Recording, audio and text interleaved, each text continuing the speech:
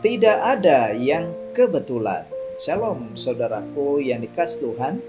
Dalam perjalanan hidup ada pertemuan-pertemuan yang terasa biasa, tetapi sebenarnya itu sangat menentukan. Kita bertemu orang tertentu di waktu tertentu dalam keadaan tertentu, dan tanpa kita sadari itu menjadi bagian penting dari rencana Tuhan. Perjalanan Yakub menuju Mesopotamia bukanlah kebetulan. Ia juga dipertemukan dengan Rahel dan keluarganya, itu bukan kebetulan. Dari bagian ini kita belajar bahwa tidak ada yang terjadi secara kebetulan dalam hidup orang percaya. Tuhan sedang bekerja di balik semuanya. Mari kita baca Kejadian 29 ayat 9 sampai 14. Selagi ia berkata-kata dengan mereka, datanglah Rahel dengan kambing domba ayahnya, sebab dialah yang mengembalakannya.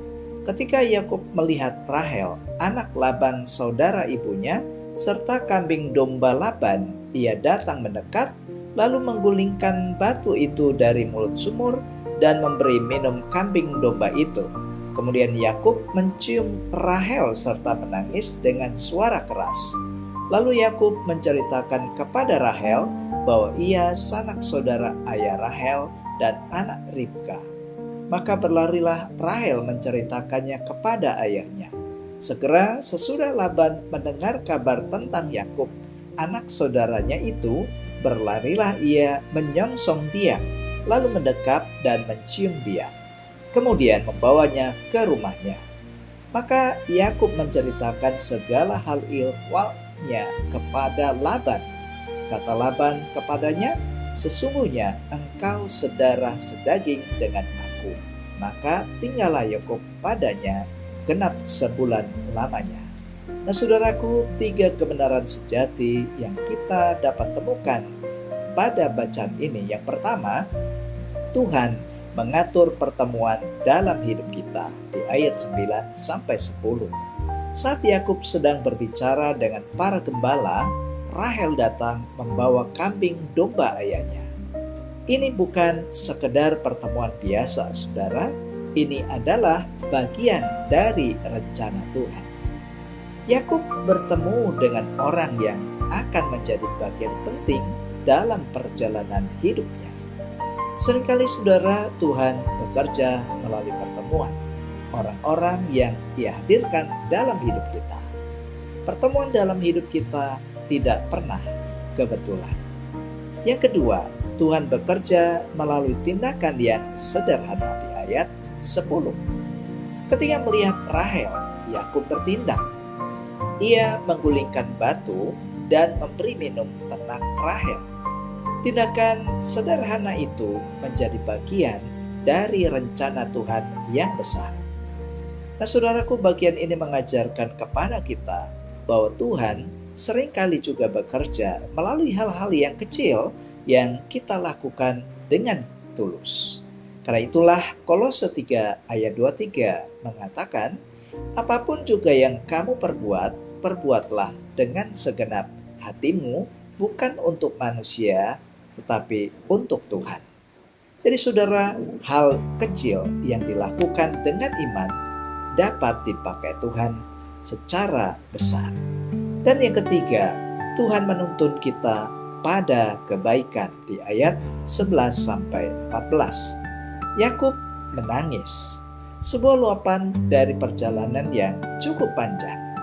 Namun tangisan itu bukanlah akhir dari segala sesuatunya, melainkan awal dari sesuatu yang baik. Tuhan menuntun Yakub bukan hanya sampai bertemu Rahel, tetapi juga sampai diterima oleh keluarga Laban, dan itulah juga yang diinginkan oleh Ishak ayahnya. Nah saudara, dari seorang pelarian yang sendirian, Yakub mulai menemukan tempat penerimaan dan juga kehidupan yang baru. Bagian ini menunjukkan kepada kita saudara bahwa tuntunan Tuhan itu selalu membawa kita kepada kebaikan. Meskipun jalannya itu tidak selalu mudah. Apa yang dimulai dengan air mata dapat berakhir dengan berkat. Percayakah saudara bahwa Tuhan menuntun hidup kita kepada kebaikan yang sesuai dengan rencananya? Itulah yang dikatakan Roma 8 ayat 28. Allah turut bekerja dalam segala sesuatu untuk mendatangkan kebaikan bagi orang yang mengasihinya. Jadi saudara, Tuhan tidak hanya menuntun, bahkan sampai kita memperoleh kebaikan. Nah, saudaraku yang dikasihi Tuhan, di dalam hidup kita ini tidak ada yang terjadi secara kebetulan. Setiap pertemuan, setiap tindakan, bahkan setiap air mata ada dalam kendali Tuhan. Melalui Yesus Kristus, kita percaya bahwa Tuhan bekerja dalam segala sesuatu. Sebagaimana yang tadi dikatakan dalam Roma 8 ayat 28. Bahwa Tuhan turut bekerja dalam segala sesuatu untuk mendatangkan kebaikan bagi orang yang mengasihi Dia. Karena itu saudara, percayalah bahwa Tuhan sedang menyusun hidup kita dengan caranya yang sempurna untuk kebaikan. Pertanyaannya adalah, apakah saya percaya bahwa tidak ada yang kebetulan dalam hidup saya? Apakah saya setia melakukan hal kecil dengan iman? Dan apakah saya percaya bahwa Tuhan sedang menuntun hidup saya kepada kebaikan? Mari kita berdoa. Tuhan Yesus yang baik, terima kasih karena tidak ada yang terjadi dalam hidup saya terjadi secara kebetulan.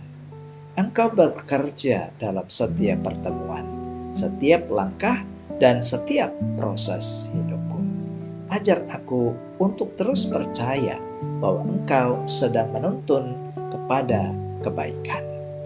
Berkati saudaraku yang mendengar renungan ini, baik dalam keluarga, dalam pekerjaan, juga dalam pelayanan. Yang sakit Tuhan pulihkan, yang mencari Tuhan berikan. Apapun yang digumuli, kiranya Tuhan genapi. Di dalam nama Tuhan Yesus, kami berdoa. Amin. Nah, saudaraku, arahkanlah hati dan terimalah berkat Tuhan. Tuhan memberkati setiap langkah saudara, menuntun hidup saudara kepada kebaikan, dan menyatakan kasih-Nya tepat pada waktunya, mulai dari saat ini sampai terus kekal selama-lamanya. Amin. Jika membutuhkan doa, pendampingan rohani, atau konseling, saudara dapat menghubungi nomor yang tertera pada video ini. Demikian firman Tuhan hari ini. Terima kasih, Tuhan Yesus memberkati, dan sampai jumpa pada renungan SKS selanjutnya. Shalom.